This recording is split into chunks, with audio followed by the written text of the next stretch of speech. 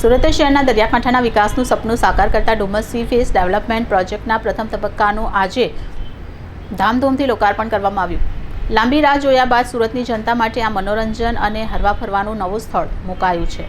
કેન્દ્રીય મંત્રી સી.આર. પાટીલના હસ્તે પ્રોજેક્ટનું લોકાર્પણ કરવામાં આવ્યું. આ પ્રસંગે રાજ્યના નાયબ મુખ્યમંત્રી હર્ષ સંઘવી ખાસ ઉપસ્થિત રહ્યા હતા. કાર્યક્રમમાં સુરતના મેયર દક્ષેશ માવાણી, મનપા કમિશનર, સાંસદ મુકેશ દલાલ તેમજ વિવિધ ધારાસભ્ય અને કોર્પોરેટરોએ પણ હાજરી આપી હતી.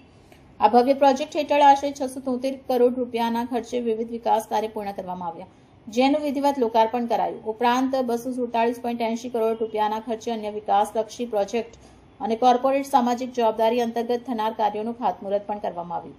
આ પ્રોજેક્ટ 3 તબક્કામાં તૈયાર થશે, જેમાંથી પ્રથમ તબક્કો આજથી લોકો માટે ખુલ્લો મુકાયો છે.